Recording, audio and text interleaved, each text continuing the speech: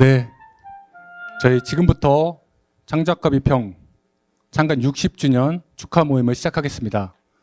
오늘 이 자리는 한국 사회와 지성사에 큰 족적을 남긴 창작과 비평의 60주년을 기념하고 한결같되 날로 새로울 창비의 앞날을 축복하는 뜻깊은 자리입니다. 창비 50주년 홀에서 이렇게 60주년을 기념하는 게 더욱 뜻깊게 느껴집니다.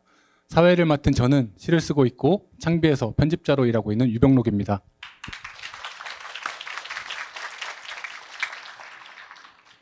네, 오늘 이 자리에는 창비 60주년을 축하하기 위해 참 많은 분들이 와주셨습니다.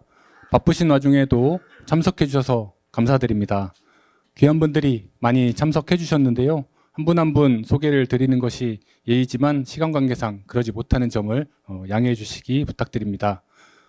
아울러 60주년 행사는 조촐하고 소박하게 치르자는 취지에서 시내 대형 행사장이 아니라 이렇게 저희 사옥에서 진행하게 되었습니다. 다소 좁은 공간에 손님들을 모시다 보니 한 자리에 모두 모이지 못하고 두 군데 공간으로 나누어서 행사를 진행하고 있는데요. 특히 원격으로 행사에 참여하시는 분들께 각별히 양해를 부탁드리겠습니다. 제가 60주년 축하 모임 앞두고 지난 50주년 축하 모임 때 사진을 한번 들여다봤습니다. 사진 속에 계셨던 분들을 오늘 이렇게 10년 뒤에 다시 뵙게 돼서 반가운 마음이 들기도 했고요. 한편으로는 신경민 선생님, 그리고 김윤수 선생님, 정수희 선생님, 최현국 선생님, 그리고 한지연 선생님처럼 다시 뵙지 못하는 분들이 분들의 얼굴이 좀 떠오르기도 했습니다. 그분들도 오늘 이 자리에 함께 계신다 이렇게 생각하고 시작을 해보도록 하겠습니다. 그럼 먼저 염종선 창비 대표이사의 인사말을 듣도록 하겠습니다. 박수로 모시겠습니다.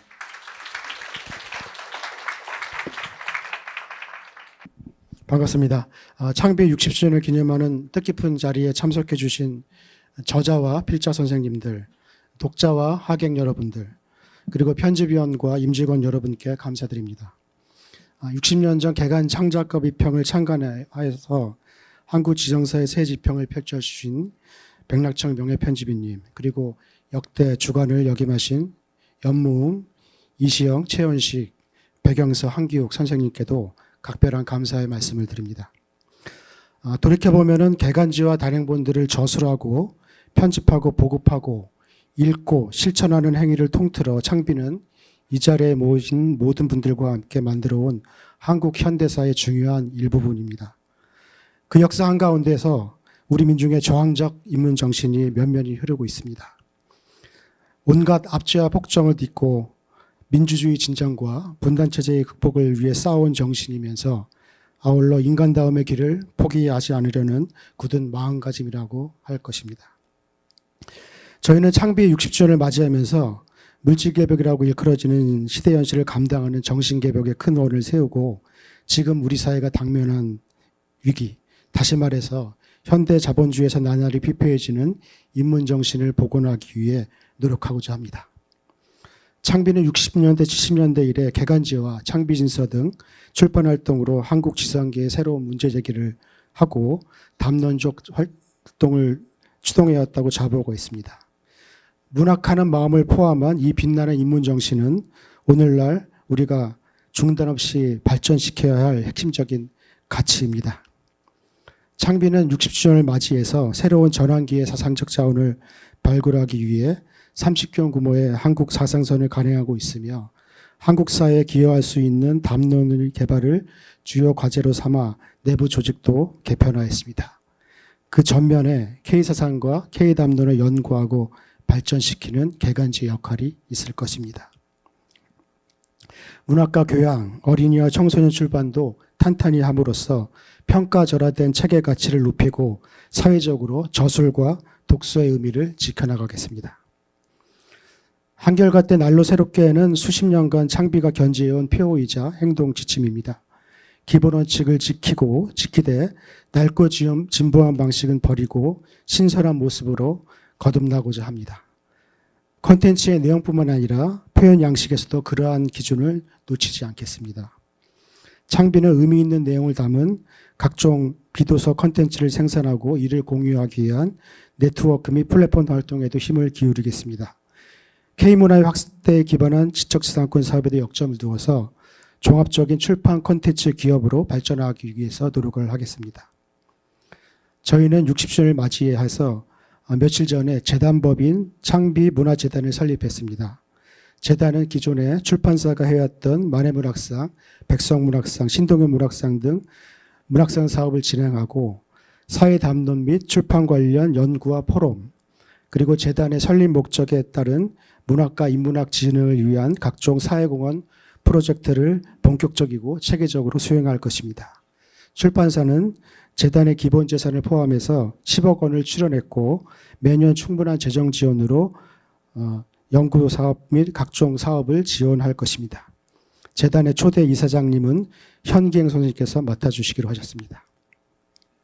오늘 공로패를 받으시는 고신경림 선생님, 황석영 선생님, 현기영 선생님, 그리고 이 자리에 함께 계시지 못했지만 한강 선생님, 그리고 한기욱 선생님, 그 다음에 창비 최고의 독자 박준기 선생님, 한 분 한 분께도 감사를 드립니다. 실은 더 많은 분들이 어제의 창비와 함께 고난을 함께 하셨고 오늘의 창비를 있게 해주셨습니다. 베풀어진 그 은덕은 이루 말할 수 없습니다. 마음 깊이 감사드릴 따름입니다. 마지막으로 창비 창간호 권두 논문의 한 구절을 인용하면서 인사말을 마치려고 합니다. 먼 길을 어찌 다 가며 도중에 괴로움을 나눠줄 사람은 몇이나 될까? 오직 뜻 있는 이들을 불러 모으고 새로운 재능을 찾음으로써 견딜 수 있을 것이요. 견디는 가운데 기약된 땅에 다가서리라 믿는다. 이제 이렇게 뜻 있는 분들이 한자리에 널리 모였으니 60년 전의 그 근심은 얼마간 내려놓고 그때의 그 다짐은 다시 새기면서 앞으로 나아가기를 희망합니다. 감사합니다. 오늘 이 자리에서 여러분들과 함께 보기 위해 준비한 영상이 있습니다. 그동안 창비 60년의 발자취를 담은 영상인데요. 주요한 연혁과 함께 아는 책이 등장을 하기도 하고 아는 분의 얼굴이 등장하기도 할 텐데요. 재밌게 봐주시길 바라겠습니다.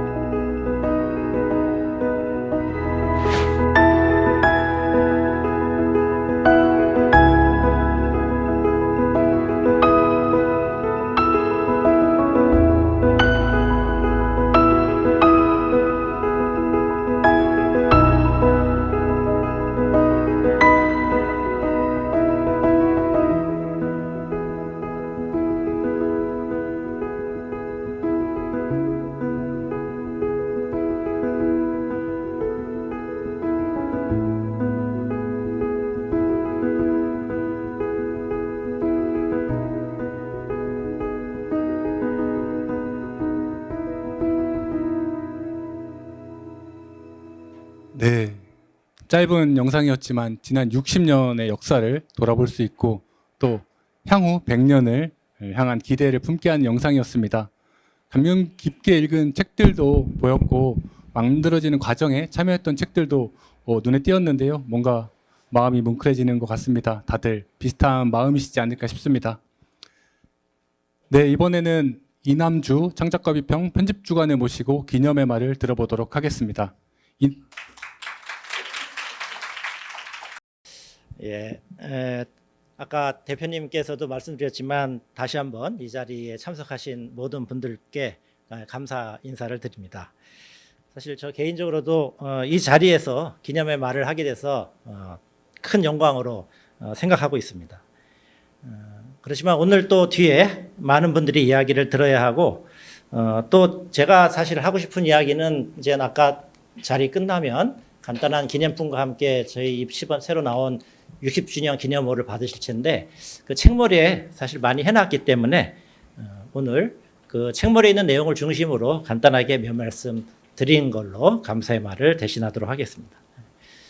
저는 이번 책머리에를 우리 시간 감각에서 60년은 하나의 순환이 완료되고 새로운 순환이 시작되는 각별한 의미를 갖는다라는 구절로 시작했습니다. 조금 송구스럽지만 작년에 제가 만 60살이 됐어요. 그래서 이걸 준비하고 기념을 내는 과정에서 개인적으로 이 창비의 역사와 제 개인의 역사가 이렇게 자꾸 겹쳐서 생각하는 그런 경험도 했고 또 그런 의미에서 또 이 자리에 또 서게 된 것이 무슨 운명인가 하고 그런 망상을 좀 가지기도 했습니다. 그렇지만 창비 60년은 한국과 한반도 격변의 현장과 항상 같이 해온 시간이라는 점에서 제 삶과 비교하는 것은 다소 좀 어불성설이겠죠. 이번에 60주년을 기념하기 위해서 이런 활동을 전개하기 위해서 지난 역사들을 좀 살펴보게 됐는데 66년 1월 창간 이래 창작과 비평이 지금까지 걸어온 시간은 결코 쉽지 않은 과정이었음을 다시 확인할 수 있었습니다. 창간 후 상당 기간 한편으로는 신생 잡지로서 척박과 문화적 토양과 열악한 경제 사정을 견뎌야 했고, 다른 한편으로는 유신과 오공 독재라는 엄혹한 정치 환경과 그로부터 비롯된 폐감 및 출판사 등록 취소라는 시련을 이겨냈어야 했습니다. 1988년 봄호에 이르러서 창작가 비평이라는 본래 이름을 찾아 복관호를 발행한 뒤부터는 정치 환경도 다소 개선되고 한국의 문화적 역량도 크게 강화된 것에 힘입어 훨씬 안정된 토대 위에서 저희 잡지나 출판사 활동이 이어져 올 수 있었습니다. 그러나 이 시기에는 글로벌 차원과 한반도 차원이 급속한 전환에 대응하는데 사회적 힘을 모아야 했고, 또 나라다운 나라의 만들고 지속 가능한 사회를 만들어 가야 하는 새로운 사명을 감당해야 했습니다. 또 미디어 환경의 변화도 큰 도전이었습니다. 결코 쉽지 않은 과정이었지만 다행스러운 것은 우리 사회의 역량이 전반적으로 강화되어 왔고, 동시에 창작가 비평의 발전을 위해 헌신하신 분들 덕택으로 우리 사회나 잡지 모두 적지 않은 성취를 이루었다는 점입니다. 특히 촛불혁명, 비스혁명을 통한 K민주주의 고향과 한강의 노벨문학상으로 대변되는 한국 문학의 빛나는 성취는 본지가 옳은 길을 걸어왔다라는 보람을 성사한 사건이었습니다. 이에 이르는 과정에 힘을 모았던 분들, 특히 이 자리를 같이 직접 혹은 마음으로 같이 참여해 주신 분들께 진심으로 다시 한번 감사의 말씀을 인사를 드립니다. 동시에 자부심과 보람이 자족과 안일로 이어지지 않도록 경계를 늦추지 않겠다는 다짐도 같이 하겠습니다. 창작가 비평이 창간 이후 걷고자 한 길, 현실적 과제를 감당하며 궁극적으로 인간 해방을 지향하는 길은 결코 쉽게 끝나지 않을 지난한 도전입니다. 그렇기에 이 길을 가는데 자강불식의 자세로 한결같이 나날이 새로워지기를 멈춰서는 안 된다는 점은 더 말할 나위가 없겠습니다. 게다가 현재 우리는 글로벌 차원에서 선례를 찾기 어려운 전환기에 들어서 있습니다. 그리고 전환의 요구는 창조적 실천의 계기가 될 수 있으며 되어야 하겠습니다. 그리고 이러한 실천의 과정에서 한국과 한반도가 현재 최전선에 서 있다라는 새로운 시대 인식을 벼리며 앞으로의 도전에 응해가도록 하겠습니다. 특히 한반도에서 축적된 인류 공동의 사상 자원을 힘있게 모아내고 널리 발신하는 K담론의 거점이라는 역할을 더욱 적극적으로 감당하고자 합니다. 이 자리에서 얘기를 하다 보면 새삼스럽게 10년, 아니 60년 뒤의 창비와 한국 사회의 모습이 궁금해지기도 합니다. 또 한편으로는 제가 지금 말씀드린 일이 과연 우리가 감당할 수 있는 목표인가에 대한 우려도 다소 듭니다. 그렇지만 저희가 그 200호 기념호에서 저와 한기욱 부총관님이 같이 자담할 때 제목을 원은 크게 길은 현실에서라고 이렇게 달았습니다. 이처럼 큰 원을 갖고 현실에서 이를 실현시키기 위한 방법을 찾아가는 노력을 하는 것이 지금 이 시대를 살아가는 이들이 가져야 할 중요한 자세라고 생각합니다. 이 자세로 앞으로의 일을 감당해 가겠습니다. 다시 한번 책머리의 마지막 구절을 제가 갈 길을 가면 독자들이 함께하리라 믿는다 이렇게 마무리했습니다. 이 글에 대해서 이렇게 같이 읽고 평가해 주신 분들이 조금 무리한 얘기 아니냐, 독자들에 과한 요구 아니냐 이렇게 의견도 있었습니다. 그렇지만 오늘도 저희들에 대한 책찍질을 겸해서 그 말로 마무리를 하고 싶습니다. 그리고 이 자리에 참여해 주신 분들이 같이 해 주실 것을 믿습니다. 감사합니다. 그럼 다음 순서로 가겠습니다. 저희 창비가 오늘날까지 60년을 이어온 것은 많은 분들께서 마음을 모아 도와주신 덕분이라고 생각합니다. 그동안 우리 문학에 큰 기여를 해주시고 또한 창비를 위해 헌신해 주신 몇 분께 감사의 마음을 담아 공로패를 드리는 시간을 갖겠습니다. 공로패 증정은 염종선 대표이사와 이남주 편집주간 그리고 백낙청 명예편집인께서 맡아주시겠습니다. 먼저 염종선 대표이사께서는 앞으로 나와주시기 바랍니다. 네, 처음 받으실 분은 고 신경림 시인입니다. 아드님 수상은 아드님인 신병규 선생님께서 대신 해주시겠습니다. 앞으로 나와주시기 바랍니다. 신경림 선생님은 창비시선 첫 시작인 농무부터 유고 시집 살아있는 것은 아름답다까지 창비에서 시집만 10권을 내셨습니다. 그야말로 창비 시선의 대표 시인이라고 할 수 있겠습니다.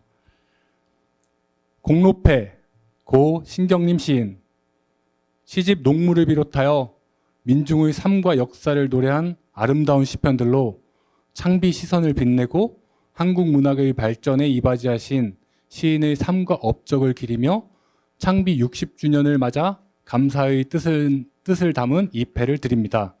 2026년 2월 17일 창비 임직원 일동.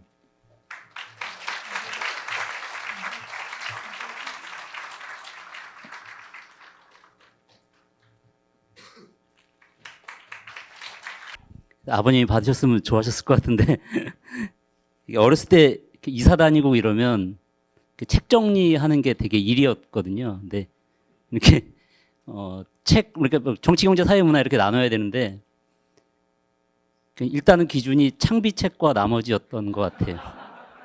그래서 일단 창비책 한쪽에 이렇게 책꽂이에 다 꽂고 그다음에 이제 나머지. 지금 생각해 보면 아마 아버님 인생의 기준점이 창비가 아니었나 뭐 이런 생각을 한번 해봅니다. 그래서 창비 앞으로도 60주년 정말 축하드리고 앞으로도 이렇게 누군가의 삶의 기준점이 되어주는 그런 역할을 해주시면 예, 진심으로 예, 고맙겠습니다. 감사합니다. 다음으로는 황석영 소설가입니다. 앞으로 나와주시기 바랍니다. 소설가 황석영 선생님께서는 객지를 시작으로 여러 대표작을 창비해서 출간하셨고요. 최근에는 철도원 3대, 할매 같은 작품을 통해 그리고 칼라문화재단 이사장으로서 왕성한 활동을 이어가고 계십니다. 공로패, 소설가 황석영, 귀하는 객지에서 할매에 이르기까지 시대를 관통하는 역작들로 한국 문학의 발전에 이바지하고 세계적인 성취를 이루어내셨기에 창비 60주년을 맞으며 감사의 뜻을 담아 이 패를 드립니다. 2026년 2월 27일 창비 임직원 일동.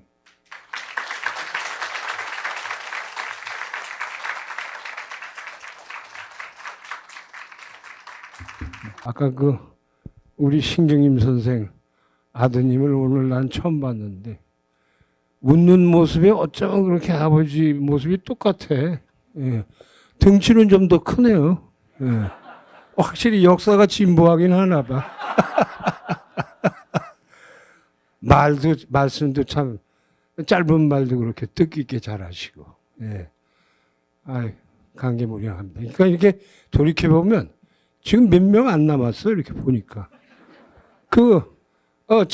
말하자면 동료 작가 시인들 중에 거의 10중 8할이 사라졌습니다. 예. 그래서 슬슬 우리 차례가 오는 것 같은데,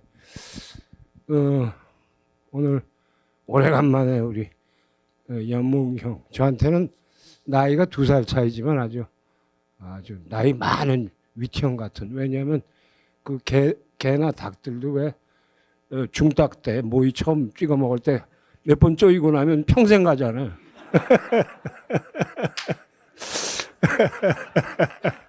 뭐 그런 점이 있고, 또 우리 현기영 형은 나보다도 2살 위인데 내가 지금도 너라고 합니다. 예. 그래서 굉장히 섭섭해한 게 깔려 있을 거예요. 왜냐하면 그 속내를 드러낸 게 백기환 선생이 작가했을 때인가 언젠가 초상 자리에 가서 술을 한 잔 먹다가 제주도 후배들이 그 옆에 많이 있었어. 그런데 그놈들을 시켜서 야, 평생에 내가 한번 들어보자. 형님이라고 한번 해주라. 그래서 내가 한번 불러줬더니 그렇게 좋아하더라고요. 왜 그러냐면 문단이 한 10여 년 후배예요. 예. 그러니까 예, 제가 대충 2살 위지만 그냥 대충 이렇게 하지만은 마음속 깊이 존경하고 있다는 건 잊지 마시오. 예. 하여튼 말하자면 술 먹는 순서대로 이렇게 사라진 것 같아. 이게 정다운 얼굴들이 다 사라졌습니다. 예, 뭐 불러보고 싶기도 하고, 예, 그렇습니다. 저는 이제 제 또래에서는 제일 먼저 아주 용맹스럽게 전업 작가 얘기를 걸어서, 그래서 참 가난한 작가, 무명 작가 시절부터 이 창비하고 시작을 했습니다. 그래서 창비가 신구문화사에서 그 좁은 사무실 한 켠을 이제 더부살이 하면서 시작을 할 때 그때부터 시작을 같이 했습니다. 결국 지나놓고 보면 창비를 통해서 제가 책도 많이 팔아먹고 이게 지금 이렇게 살아왔는데 돌이켜 보니까 그 뭐 우여곡절 겪으면서 뭐 망명도 하고 북에도 갔다 오고 뭐 감옥에도 갔다 오고 그러다가 지치고 이렇게 해서 돌아오면 동료 선배들이 이렇게 지키고 이렇게 이 창비라는 장소를 이렇게 지키고 있었어요. 그러니까 이거는 저에게는 작가 일생으로 보더라도 집이나 마찬가지였습니다. 그래서 늘 이렇게 돌이켜보면 든든했어. 난 돌아갈 때가 있지. 예.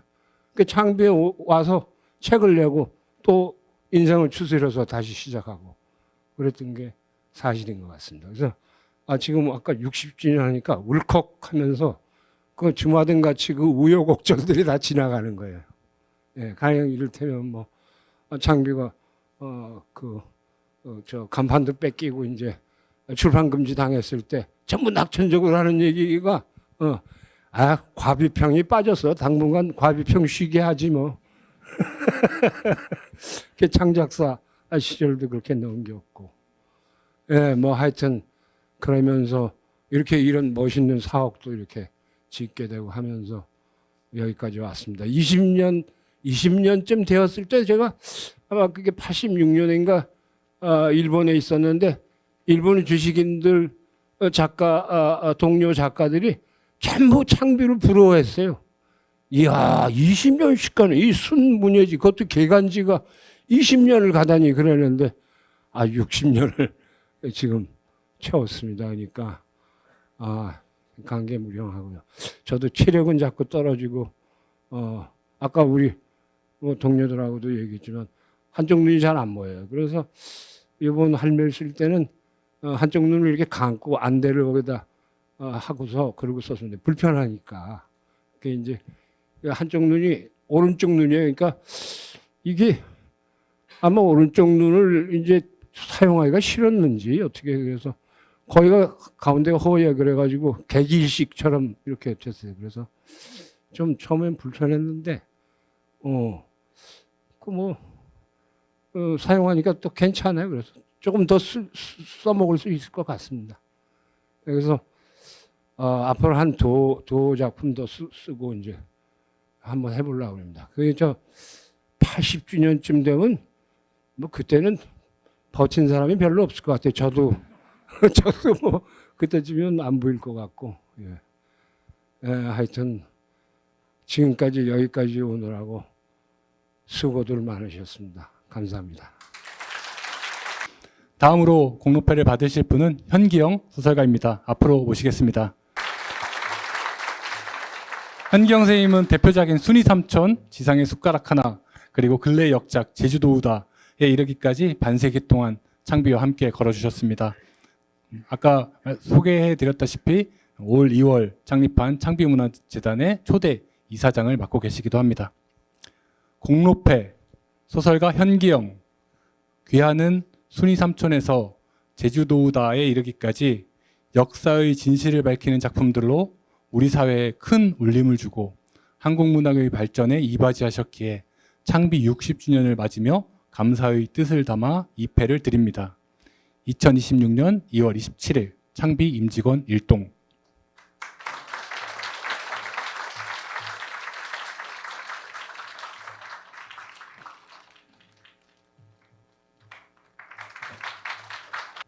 여기 이제 오랜만에 또 이렇게 뵙네요. 아이고 임 선생님도 오셨네. 예. 구 선생님도 오셨고 오랜만에 뵙습니다. 오래 사세요. 예. 장구하셔야지. 그래야 저도 그 따라갈 거 아닙니까? 수명으로. 예. 이게 이게 너무 늙었어요. 여러분들 이렇게 늙은 모습으로 뵙게 돼서 좀 안타깝고 아쉽고 그런데 제가 창비하고 2년 된 거는 그러니까 수의삼촌 발간하면서 인연을 맺었거든요. 그러니까 지금서부터 한 48년 전. 수의삼촌은 지금도 팔리고 있어서 너무 기분이 좋습니다. 48년 전에 창비하고 인연을 맺고 지금까지 줄곧 아까 이제 황 선생이 얘기한 것처럼 여기 또 하나의 나의 집처럼 이렇게 삼고 살아왔습니다. 여기서 이 근처에서 술 먹고 그리고 이 황 선생은 나보다 2살 아래임에도 불구하고 나보다 10년 먼저 데뷔해가지고 나 알기를 우습게 알고 말이지. 그러니까 어울리질 못할 거예요. 뭐 이문구도 10년 이문구 소설가도 10년 먼저 나와가지고 나하고 문단 터스가 얼마나 심한지. 그래서 내가 후배 10년 아래 조금 7년 아래는 이시영 한 10년 아래 뭐 김정환 더 밑에 무슨 뭐 고형렬 이재무 박철 이런 애들하고 늘 술 먹고 이게 술 먹는 게 문학하는 사람들은 그 원기를 북돋우고 활력을 불어넣는 거예요. 창비 근처에서 먹는 거예요. 그래야 이게 뭐가 되지. 창비가 그냥 책상에 앉아가지고 문학이 됩니까? 그게 안 돼요. 술 먹어야 돼. 술 먹으면은 뭔가 없는 용기도 생기고,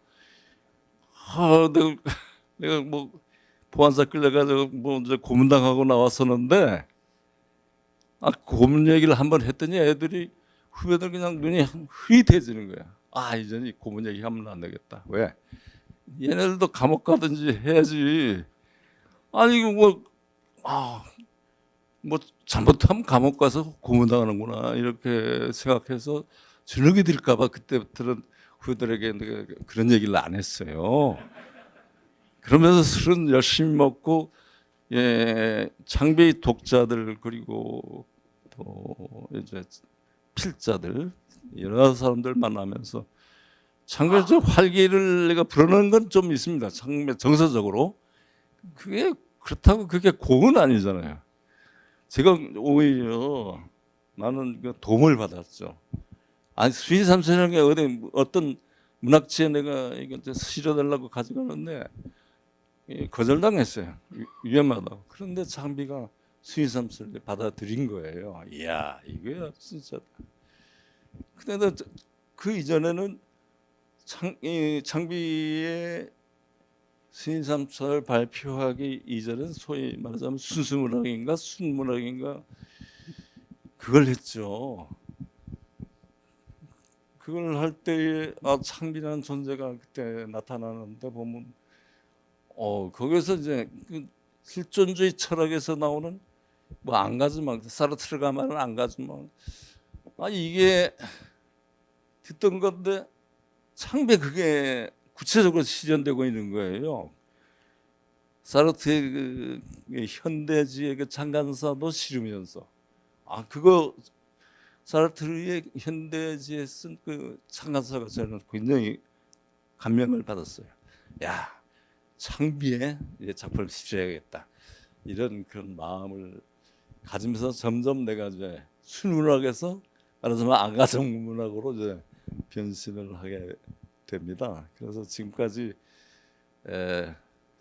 또 하나의 나의 집처럼 이렇게 창비와 더불어서 이렇게 살아왔고 더불어 술 먹고 그러는데 저는 뭐 이제 85살이에요. 나는 뭐 많이 늙었죠. 우리 황석영 씨가 너무 그 늙음에 대해서 개탄을 하고 있는데, 예? 괜찮아요. 근데 사실 늙었죠. 그런데 창비는 60 환갑인데도 여전히 젊어요. 이게 뭐 엊그저께 들었는데 창비 독자의 40%가 젊은 독자라는 거예요. 놀랐어요. 이제 창비가 60년 되니까 그냥 구닥다리가 돼서 이게 그 독자로부터 퇴출당하는 거 아닌가 하는 그런 걱정을 했었는데, 이야 40%가 2030에 본다는 거예요. 이거는 연륜이 쌓이면서 창비가 좀 더 노숙해지고, 나이 먹는 게 아니고 늙어가는 게 아니고 창비는 노숙해지고 노련해지고 좀 더 큰 포부를 갖고 역량을 갖고 나간다고 생각해서 너무 좋습니다. 앞으로 승승장구하기를, 창배 60주년을 맞아서 승승장구하기를 빌어마지 않습니다. 다음은 한강 소설가입니다. 소설가 한강 선생님께서는 대표작 채식주의자와 소년이 온다를 창비해서 출간하셨습니다. 24년 노벨문학상 수상을 통해 한국 문학의 위상을 해외에 널리 알리고 우리말을 쓰는 사람들에게 자긍심을 불어넣어 주셨습니다. 오늘은 해외 일정으로 불참하셨는데요. 공로패 문안을 대신 낭독하도록 하겠습니다.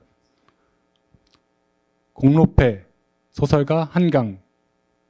귀하는 채식주의자, 소년이 온다 등 시대와 인간의 본질을 깊이 탐구하는 역작들로 우리 문학의 발전에 이바지하고 세계 무대에서 한국 문학의 위상을 드높이셨기에 창비 60주년을 맞으며 감사의 뜻을 담아 이 패를 드립니다. 2026년 2월 27일 창비 임직원 일동.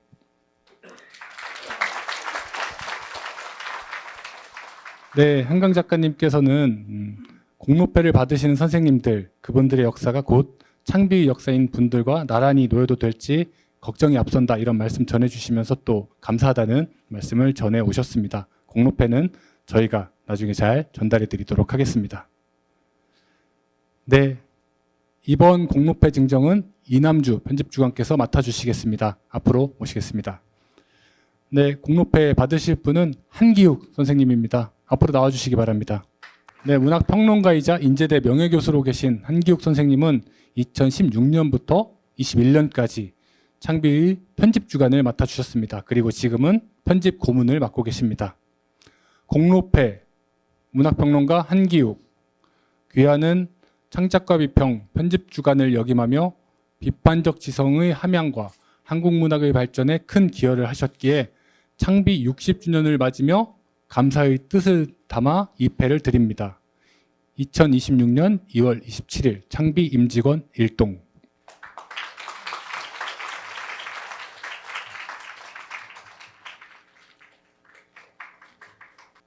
예, 안녕하십니까. 문학평론 한기욱입니다. 제가 창비 60주년을 기념하는 이 뜻깊은 자리에 그 한국 문학의 거목들인 여러 선생님과 함께 공로패를 수상하게 돼서 사실 송구하기 짝이 없습니다.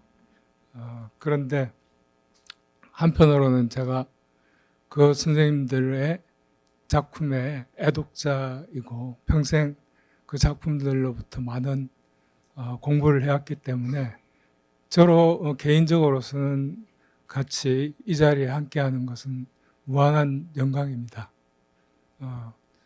제가 1998년에 창비 편집진에 합류해서 배운 것은 무엇보다도 창조적 협업 정신이라고 할 수 있습니다.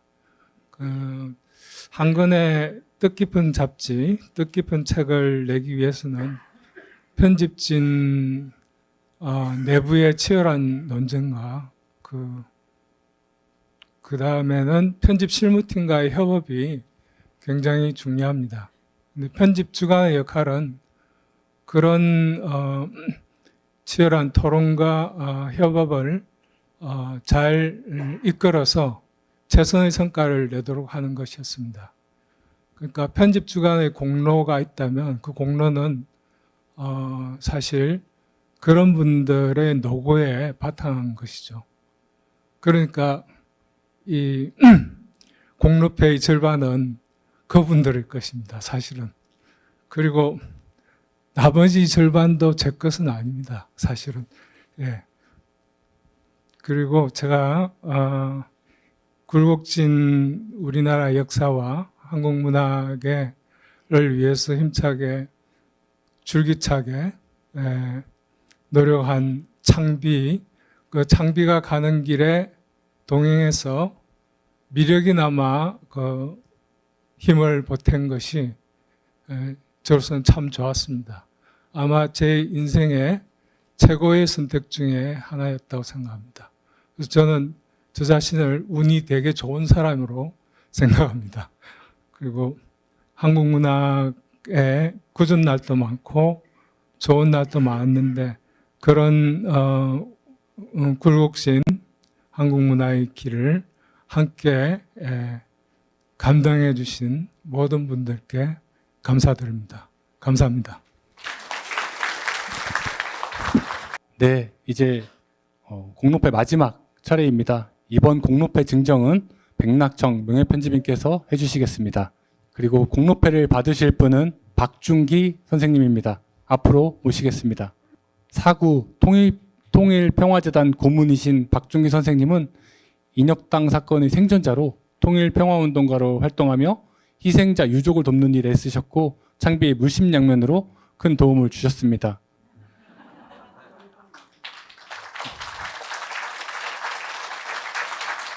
공로패 정기구독자 박준기, 귀하는 민주주의와 인권의 가치를 삶으로 실천해 오셨으며 장기 구독자로서 창비의 여정에 늘 든든한 동반자가 되어주셨기에 창비 60주년을 맞으며 감사의 뜻을 담아 이 패를 드립니다. 2026년 2월 27일 창비 임직원 1동.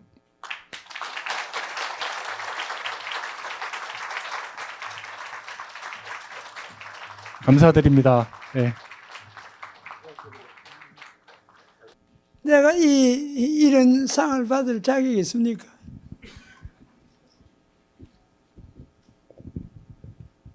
눈물이 날라 그래.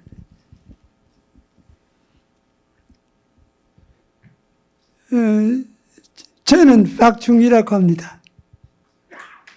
고철 장사를 오래 해서 헌세라고 하는 호를 산에서부터 받았습니다. 제가 인연이 된 것은 허준 작품이 이 마포 사옥이 있을 때 그것이 아주 베스트가 됐죠.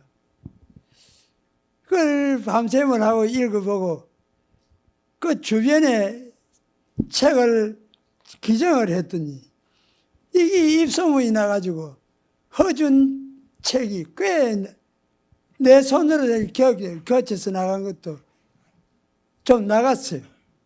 그런데 제가 헌세 장사를 하다가 고철 장사를 하다 보니 저 호를 또 헌세라고 지어줬어요.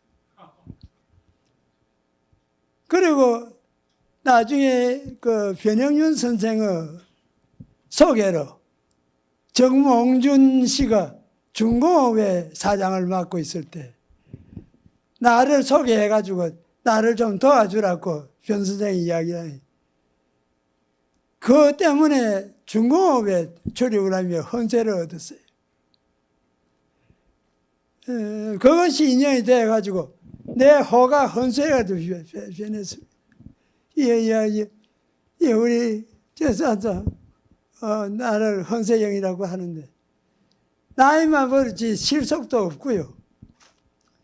어쨌든지 현대 중공업에 헌세를 사러 갔는데 맨날 이 사람들이 술 사내라 그러니까 술 타령만 하고 고철은 조금 얻어오고 이랬는데 그 다음에 허준이를 그 부장한테 주가 부인한테 갖다 주라고 시켰어요. 맨날 술 먹는 거. 그 부인들이 보고 독서회를 꾸렸어요. 이 책을 그래서 허준 책을 상당한 수량을 내가 현대중공업에 팔았어요. 거기 인연이 돼가지고 지금까지 왔는데 나는 여기 상하고는 전혀 관계가 없어요. 이 양반이 나를 이쁘게 봐줘서 상을 아마 주는 것 같은데 나하고는 상 받을 자격도 없고 나는 이 책을 현대강간에 풀어내면서 상당한 숫자를 팔았어요. 그것이 아마 덕이 돼서 그런데 그 사람들한테도 손해가 간 게 없고 나는 책 팔아서 이윤 얻었으니까 나야가 좋고 그런데 이 문인 한국 지성들만 다 모인데 내가 이런 상을 받을 자격이 있는지 모르겠네. 예. 고맙습니다.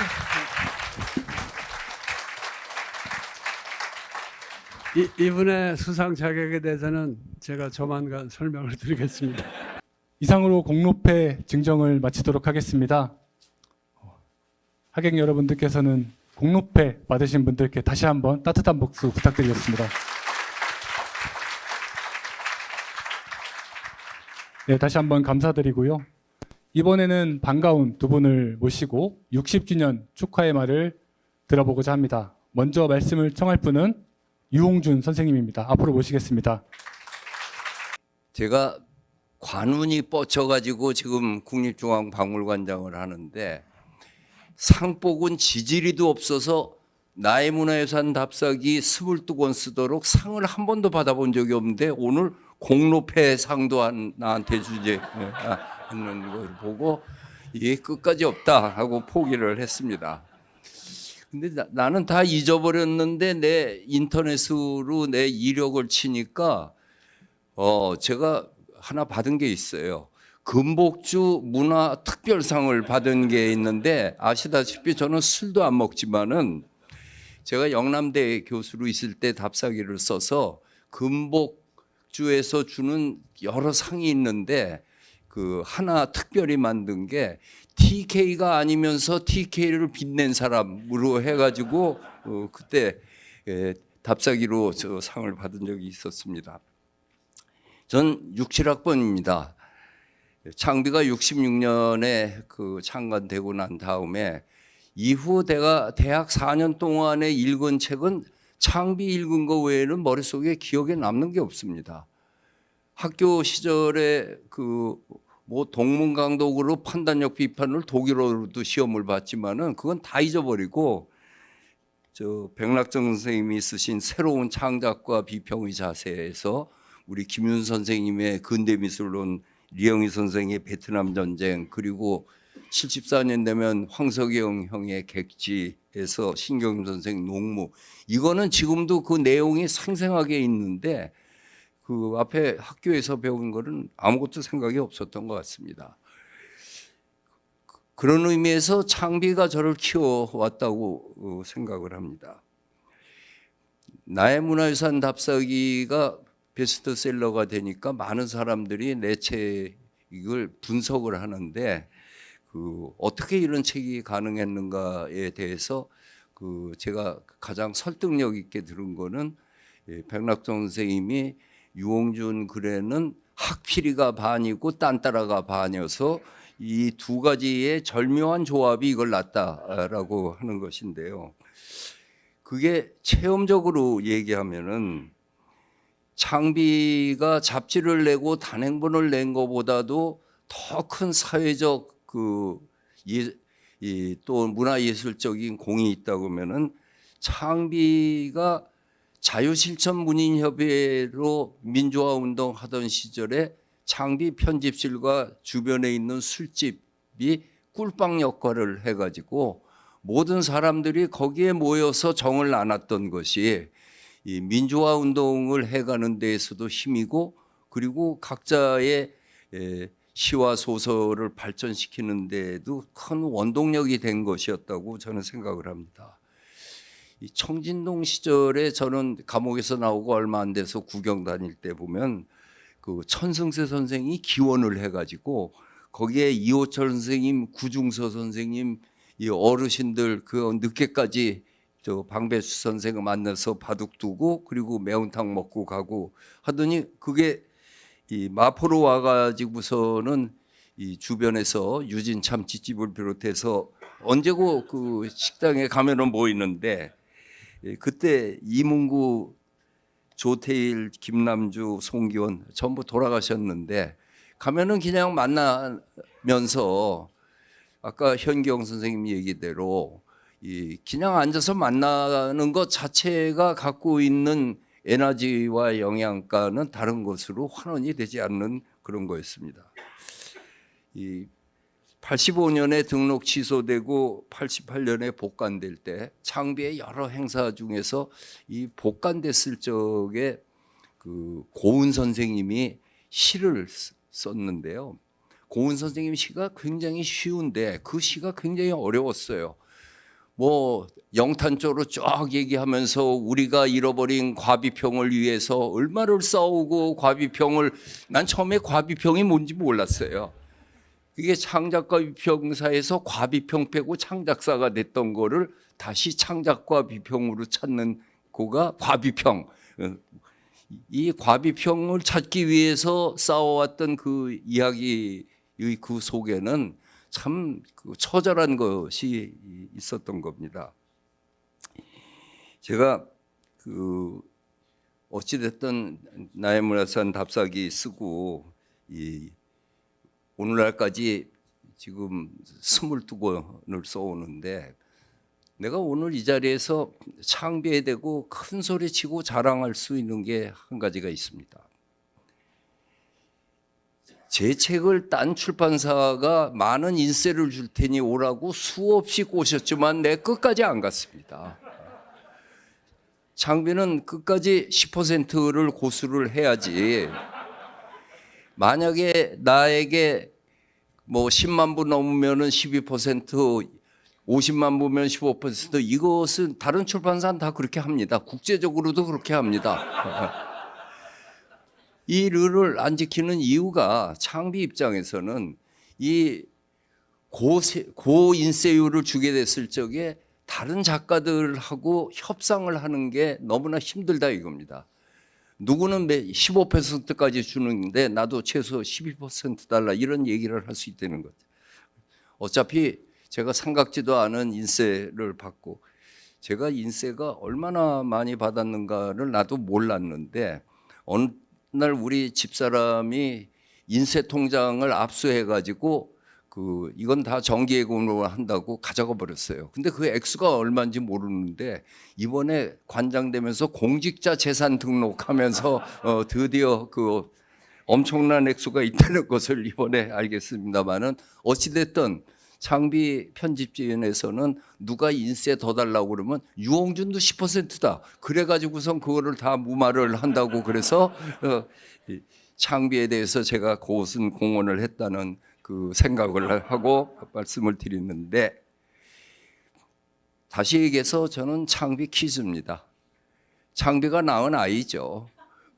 그때 그것을 공부하지 않았으면 제 글이 나올 수도 없고, 그리고 참 지금 이 자리에 없어서 서운한데 이시영이라든지 송기원이라든지 이런 당대의 문인들하고 벗이 돼가지고 뒹굴었기 때문에 내 글 속에서 학피리에 머물지 않고 그것을 녹여서 독자들을 만나게 했던 것도 이 꿀빵 같은 그 창비 사무실의 덕을 받았다고 그렇게 생각을 하면서, 지금 파주에 가끔 가면은 아쉬운 것이 생각나는 게, 그 시절엔 다 해진 소파에 둘러 앉아가지고 같이 정을 나누던 그런 분위기가 전혀 없는 것이 좀 아쉽다 하는 그 생각이지만, 뭐 그것은 세월의 형식이 그렇게 됐으니까 우리가 어쩔 수 없을 것 같습니다.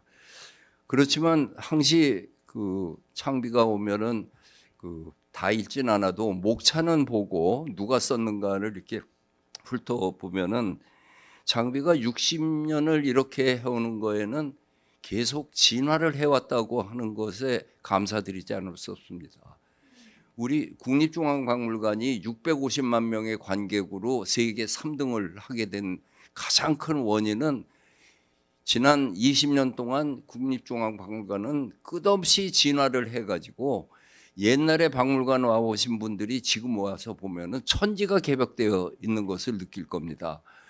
창비가 이런 식으로 시대의 흐름 속에서 자기의 위치를 찾으면서 계속 진화한 것이 80년이 아니라 100년까지 계속되기를 희망하면서 축하드립니다. 감사합니다.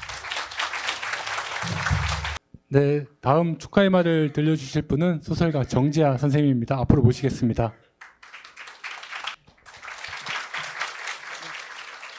안녕하세요. 소설 쓰는 정지아입니다.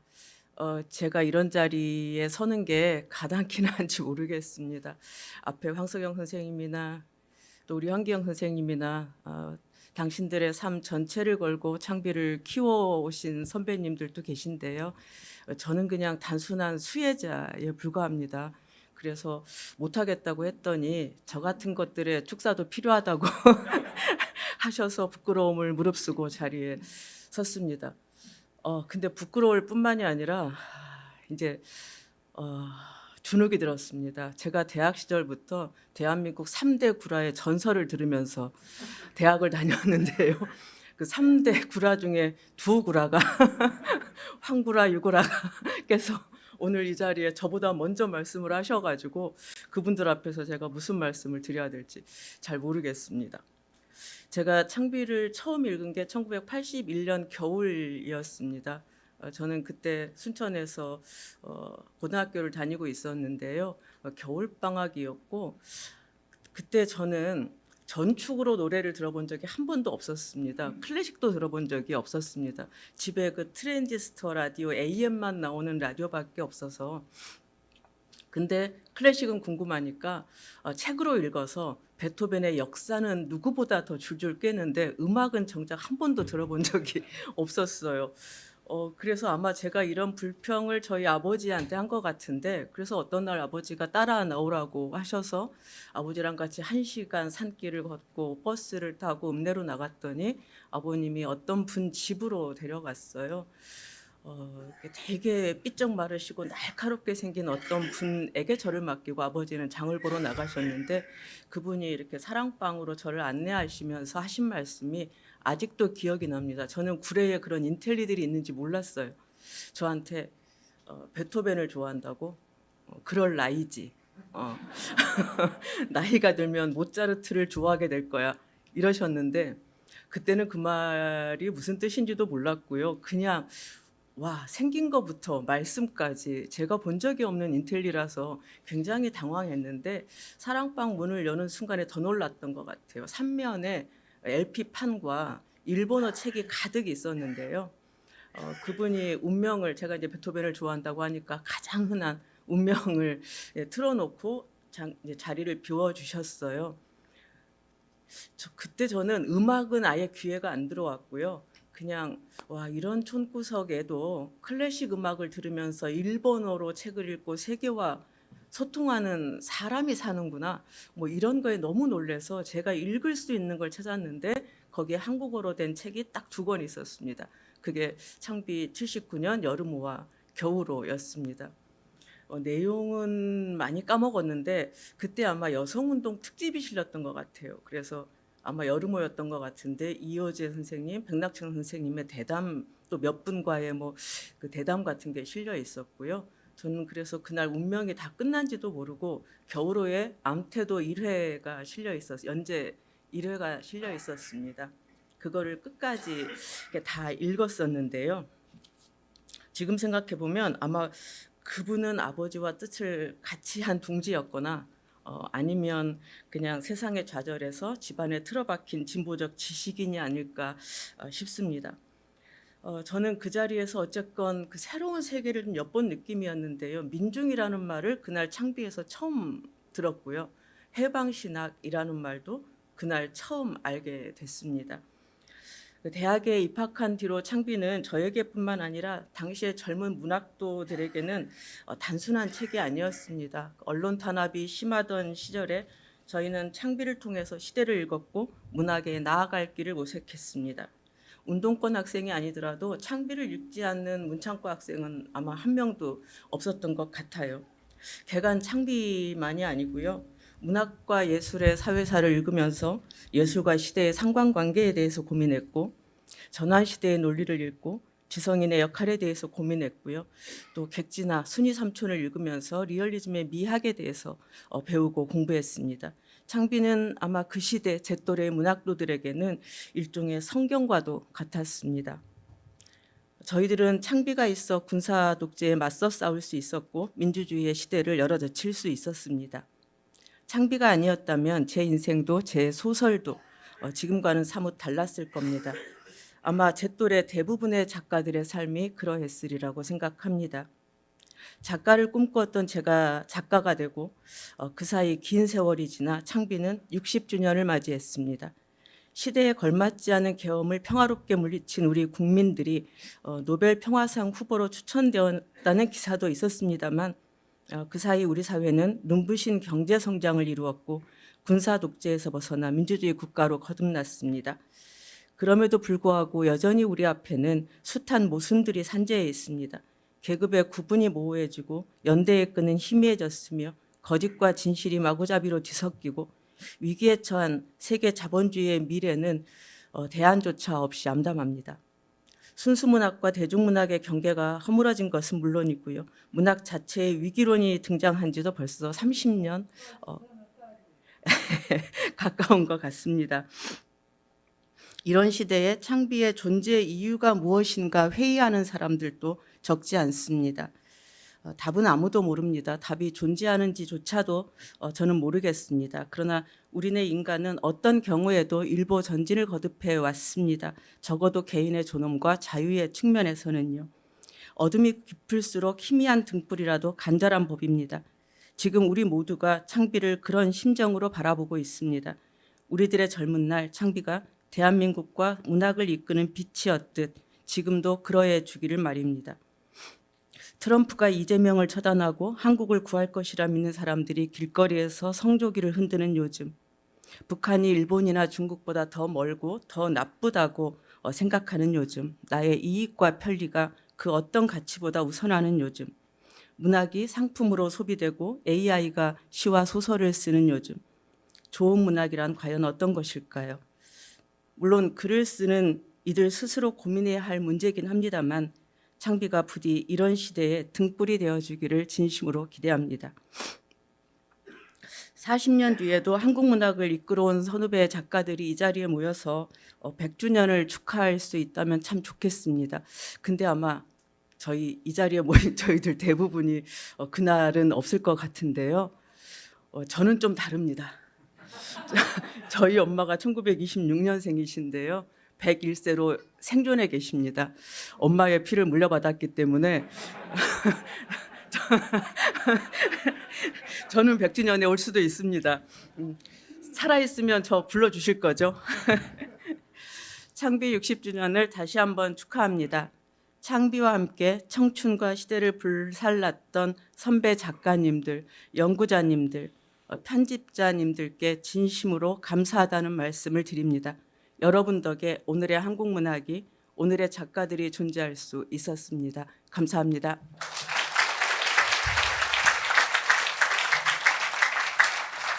네, 축하의 말에 이어 최지은 시인의 축시 낭송이 있겠습니다. 앞으로 모시겠습니다. 네, 안녕하세요. 저는 시 쓰고 있는 최지은입니다. 어려운 마음으로 왔는데요. 앉아있는 동안 왜 제가 울컥해지는지 아직 그 이유를 잘 모르겠습니다. 아마 오랫동안 이 마음을 생각하게 될 것 같습니다. 창비의 책을 정말 사랑하는 독자로서, 시로서 여러분과 함께할 수 있어서 진심으로 영광으로 생각하고요. 출판과 문학을 위해 늘 애써주시는 선생님들께 깊은 존경과 감사의 말씀도 전하고 싶습니다. 준비해온 시 읽겠습니다. 책 만드는 사람을 위해 아주 멀리서부터 불어오는 바람과 같이. 창비 60주년의 기념식에 붙여. 어제 저녁 한 책방에서 발견한 책에는 이런 문장이 적혀 있었는데요. 작가 또는 편집자가 원고 내용 중 삭제 표시한 부분을 되살리고자 할 때 사용하는 교정부호 스탯은 라틴어로 그대로 둘 것 또는 전에 쓴 대로라는 뜻이다. 우리나라에서는 되살리고자 하는 부분에 한자, 생을 써 넣는다. 생이라는 말, 살아있다는 말, 태어난다는 말, 꼭 물방울 하나 허공에 멈춘 것 같이 도롤하게 두근대는 말, 생이라는 말, 떠오른 물방울 속에 비친 몇 사람의 얼굴, 하루에도 수차례 손끝에서 생이라는 동그란 말을 빚어내는 사람, 책 만드는 사람, 오늘 여기 눈앞에 앉아 있는 사람, 낭랑하고도 고요한 그 사람. 그는 아침마다 종이책을 펼치고 앉아 나무를 쓰다듬듯 묻습니다. 좋은 아침입니다. 나무도 답례합니다. 계속하세요. 계속하는 것을 계속하도록, 계속되어야 할 것이 계속되도록. 나무와 그가 인사하는 아침이면 두 색채가 만나 서로의 속으로 흘러들 때처럼 아침 공기는 완전히 달라지고 사방에 창이 열리고 나무는 이제 무엇이든 받아 적을 만큼 충분히 깨끗해집니다. 떠올려 봐요. 그가 처음 나무에게 인사하던 아침. 또 한 번 떠올려 봐요. 종일 고된 마음으로 거리를 헤매다 작은 개를 안듯 책 한 권을 품고 밤을 보내야 했던 어느 날, 그의 가슴께에서 일어난 일. 그로부터 생이라는 말, 계속되는 말, 지침 없이 순환하는 계절 같은 말들이 지나온 길을 오늘 여기서 떠올려 봐요. 시인 하나 그를 위해 동그랗고 작은 꿈의 조각 빚어보면 어떨까요? 이런 꿈은 어떨까요? 포쇄를 위해 끝없이 늘어놓은 종이책 사이에 앉아 바람에 일제히 흩날리는 수만 장의 책장 소리를 듣고 있는 꿈. 책을 안았던 가슴께에서 들려오던 일렁임과 같이 밤과 봄과 바다와 새의 지혜로 엮은 이 꿈속에서 종이 넘기는 소리, 나무들의 박수 소리가 새어나옵니다. 빠짐없이 모아 쉼없이 들려주고 싶은 마음, 드리고 싶은 것은 변리의 흔들림같이 마냥 보드라운 박수입니다. 고맙습니다. 네, 이번에는 창작거비평 창간 편집인이자 현재는 명예편집인이신 백낙청 선생님을 모시고 감사의 말을 듣도록 하겠습니다. 박수로 모시겠습니다. 예, 여러분 오늘 참 기쁜 날입니다.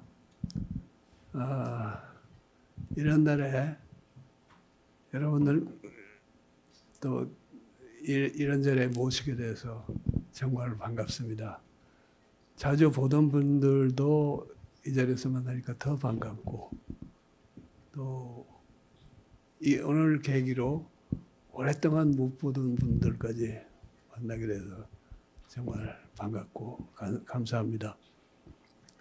50주년 때 제가 감사 인사를 했는데 그때 기억하시는 분이 계시겠지만 굉장히 길게 했어요.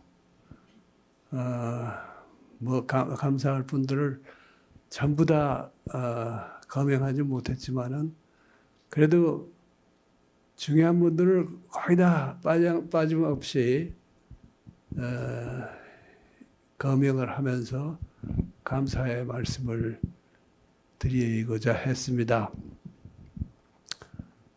그 이유 중에 하나는 저는 60주년 기념식에 제가 올 확률이 높지 않다고 생각했기 때문에 일종의 고별사를 겸해서 그때가 마침 제가 또 장비 편집인을 은퇴한 직후라서 길게 말씀을 드렸는데 오늘은 앞으로 또 이런 자리에 올 확률은 더 줄어들었겠지만은 그때 감사의 말에 리바이벌을 하지 않고 짧게 말씀을 드리겠습니다. 이미 염종선 사장께서 여러분들께 감사의 말씀을 표했고 또 염 사장의 감사의 말 이후로 축사를 해주신 분, 또 축시를 써주신 최지은 시인, 그분께 물론 감사드리고요. 저는 염사장도 어쩌면 기억을 알질 못해가지고 그 세대가 아니기 때문에 빠뜨린 분들 얘기를 조금 하겠습니다. 아까 그 동영상을 보는데 창가로 표지하고 제 얼굴이 옆에 이렇게 딱 나와가지고 제가 잠시 민망했습니다. 물론 제가 창간 편집인이었고 계속 편집인으로 또는 뭐 주간으로 편집위원으로 있다가 50년 만에 은퇴를 하고 지금도 명예편집인으로 있습니다만은 창간 당시에는 그게 일종의 동인 체제였어요. 동인 문학 문단에서 우리가 익숙한 동인지는 아니었고요. 동인지라는 거는 문인들끼리 모여가지고 같이 글도 쓰고 내고 하면서 만드는 잡지였는데 우리 잡지는 그건 아니고 제가 중심이 되어서 끌고 가는데 그거를 밑받침해주고 처음부터 함께한 동지들이 그때 5명이 있었습니다. 근데 불행히도 그 중에 3분이 이미 작고를 했고 작고 한 분은 최현국 선생, 또 김상기 선생이라고 있었고요. 저 친구 그거 소설가 한남철, 본명은 한남규입니다만은 한남철 씨가 있었고 그 3분이 다 작고셨고 살아남은 이가 둘인데 한 분은 용인에 사셔가지고 여기 오늘 오지 못한 이종구 선생이고 여기 유일하게 임재경 선생이 그중 그 우리 창간 동인 중에 한 분으로 나와 계십니다. 잠시 일어나서 저 인사 한번 하시죠.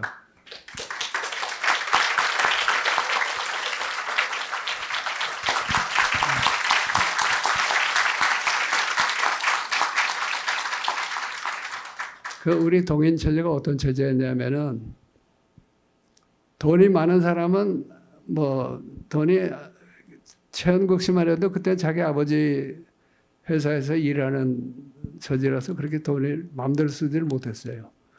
그러나 이제 어느 정도 여유가 되는 사람은 한 달에 10,000원씩 걷어가지고 석 달이면 이제 3, 3은 9만 원 되잖아요.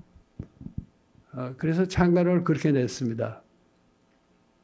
나머지 사람들은 소위 재능 기부를 해서 교정도 봐주고 뭐 필자도 구해오고 원고도 읽어주고 그런 식으로 출발을 했습니다. 그래서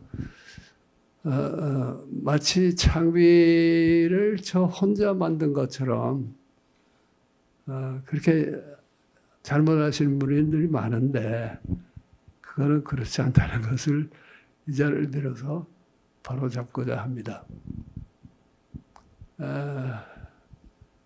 지금 여러 사람에게 감사할 일이 많습니다만은 역시 창비는 독자들한테 감사해야 될 것 같아요. 어느 뭐 잡지사나 출판사 다 그렇겠지만은 창비는 참 어려운 시기에 박정희 시대도 그랬고 탄압도 많이 받고 압수도 당하고 그런데 그럴 때마다 부수가 올라갔어요. 그래서 그 재미로 그 재미로 계속 싸웠고 그 후로도 참 세상이 많이 바뀌어가지고 잡혀가는 일은 좀 줄어들었어요. 아마 황석영 그 방북기 내고서 이시영 씨가 잡혀간 게 구속을 마지막이었을 겁니다.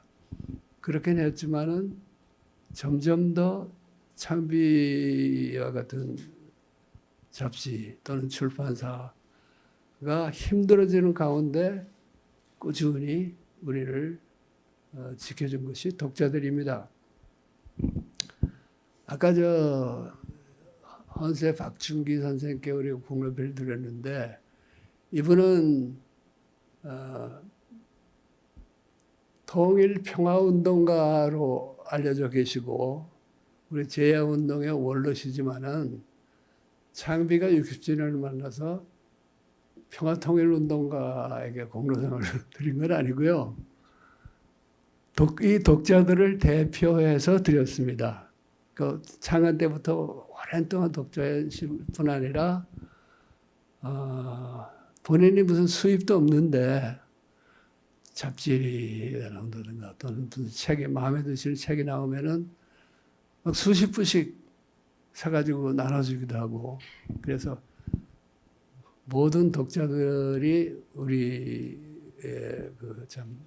우리에게 은혜를 끼쳤습니다마는 그 중에서 굳이 한 분을 대표로 뽑아서 상을 드린다면은 박준기 선생이 적당하겠다. 그래서 오늘 드린 것입니다. 조금 더 거창하게 얘기하면 우리 국민들께도 감사해야죠. 특히 최근에는 사실 우리 뭐 윤석열 정권 때 누가 재표가거나 회사가 압수수색 당하는 그런 일은 없었어요. 그러나 항상 그런 위험에 시달리고 있었고 옛날처럼 그렇게 뭐 탄압받으면 일부 정기 구독자 늘어나고 독자 늘어나서 금방 회복할 수 있는 그런 이제 규모가 아니거든요. 그래서 경영진이나 저희 굉장히 걱정을 많이 했고 특히 저에 대해서 염려를 많이 했습니다. 제가 너무 날뛰어가지고 회사에 위해가 오면 어떡하나 하는 걱정을 많이 했는데 그런 걱정을 씻어준 것이 사실 위대한 우리 국민이죠. 그래서 감사드리고 그렇다고 지금 뭐 고진감래로 태평성대가 온 것은 아닙니다만은 이제 좀 더 마음 놓고 더 좀 큰 뜻을 갖고 싸워볼 그런 시기가 온 것 같습니다. 초창기에 이제 저희 창비 동인들 얘기를 좀 드렸고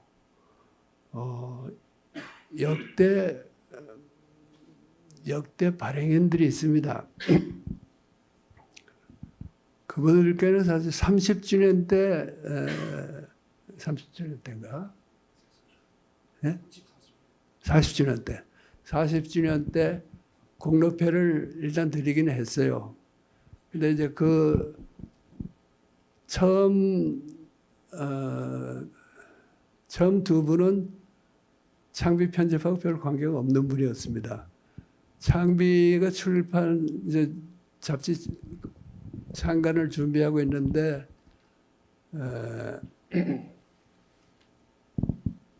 우리가 출판사를 차려가지고 잡지를 낼 형편이 못 됐습니다. 그래서 어떤 출판사한테 이런 걸 좀 발행을 부탁해 볼까 할 때 아까 언급한 이정구 씨가 자기 지인에게 부탁해서 그 지인이 또 다른 분을 부탁해서 문우 출판사라는 조그만 출판사가 창비를 발행을 해줬고요. 그러다가 문우 출판사가 몇 년 만에 부도가 나는 바람에 그때 이제 더 큰 출판사인 일조각에 한만년 선생이 창비 잡지를 받아주셔가지고 그 일조각에서 또 몇 년을 냈습니다. 그러다가 이제 제가 미국으로 뭐 박사학위 한다고 다시 가면서 신구문화사에 그때 신동문 선생이라고 우리가 참 가까이 지내고 존경하는 선배가 거기 계셨는데 그분이 해서 신구문화사에서 우리 잡지를 내고 전적으로 지원을 해주겠다. 그래서 3대 발행인이 신동문 선생이 됐습니다. 근데 이제 그 후에 전폭적인 지원이라는 약속이 원활하게 이행되지는 않았어요. 근데 나는 그때는 좀 원망하기도 했고 그 지원이 잘 안 되는 바람에 잡지 편집을 맡던 연봉 선생이 참 엄청난 고생을 하셨는데 내가 나중에 지내놓고 생각하니까 염 선생이 잡지를 잘 만들었거든요. 그러니까 출판사 입장에서는 불안한 거예요. 이걸 전폭적으로 참 지원해줬다가 출판사에까지 위해가 올지 모르겠다 그래가지고 찔끔찔끔 도와주셨던 것 같아요. 저는 나중에 제가 그걸 이해하게 됐습니다. 그리고 이제 신동문 선생 다음에 제가 발행을 했고, 처음으로 상근자로서 발행을 된 거는 여기 와 계시는 고세연 사장입니다. 그때부터 우리가 경영이 좀 안정이 됐죠. 그래서 이제 그런데 신동문 선생, 오영근 선생, 한만년 선생 다 지금 고인이 되셨습니다. 그래서 창간 때부터 이렇게 돌이켜 보니까 돌아가신 분이 너무 많아요. 오늘은 저로서 기쁜 날이기도 하고 약간 슬픈 날이기도 합니다. 그 후로는 제가 어려울 때 많은 분들의 도움을 받았는데 사실 우리 형님만 해도 저희 형님이 이제 백병원 원장도 하시고 이사장도 하셨는데 저를 감히 못 도와줬습니다. 그래서 중소기업을 하는 저희 사준 형님이 하나, 낙자 신자, 그분이 참 틈틈이 저를 도와주고 격려도 해주고 그래서 큰 은혜를 입었는데 그분도 고인이 되셨죠. 또 하나는 이제 제 친구인데 그 친구도 일찍 갔어요. 이제 여기 아는 분들이 그렇게 많지가 않습니다. 세상에 드러내놓고 활동을 하지 않았기 때문에. 박윤배라는 친구인데 우리 황 선생은 잘 알죠. 황 선생 잘 아는데 그 친구가 참 많이 도와줬고 또 제가 그걸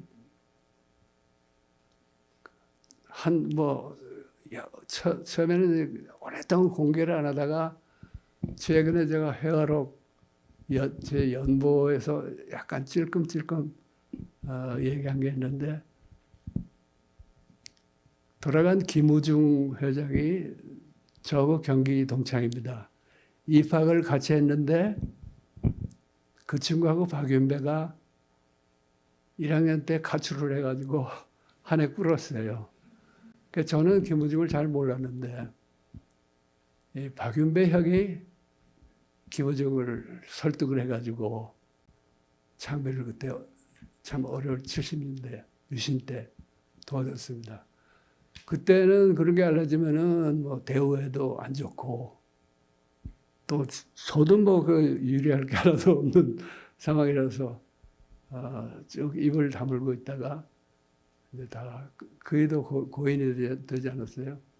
그래서 제가 나중에 회화록 처음 7권이 아니고 추가로 내면서 연보에 약간 그걸 언급한 게 있습니다. 그래서 그런저런 참 많은 분들의 은덕으로 우리가 여기까지 왔고 또 우리 독자들과 우리 위대한 시민들이 건재하기 때문에 앞으로 어떤 어려움이 닥치더라도 우리가 잘 헤쳐나가리라고 믿습니다. 여러분 감사합니다. 네, 선생님 말씀 듣고 나니까 뭉클해지기도 하고 숙연해지기도 하고 그렇습니다. 선생님 말씀 더 들으면 더 좋겠다 이런 생각도 드는데요. 선생님께서는 유튜브에서 활약을 하고 계시니까요. 백낙청 TV를 통해서 선생님의 육성을 더 들으실 수 있다는 점도 안내를 해드리도록 하겠습니다. 네, 그럼 이상으로 잠깐 60주년 축하 모임을 모두 마무리하겠습니다. 60주년을 축하하고 70주년, 80주년, 90주년을 넘어서 100주년을 기원하면서 그리고 여기 참여해 주신 분들 그리고 마음으로 함께해 주신 분들에게 서로 응원과 감사의 마음을 담아서 박수 치면서 마무리하겠습니다.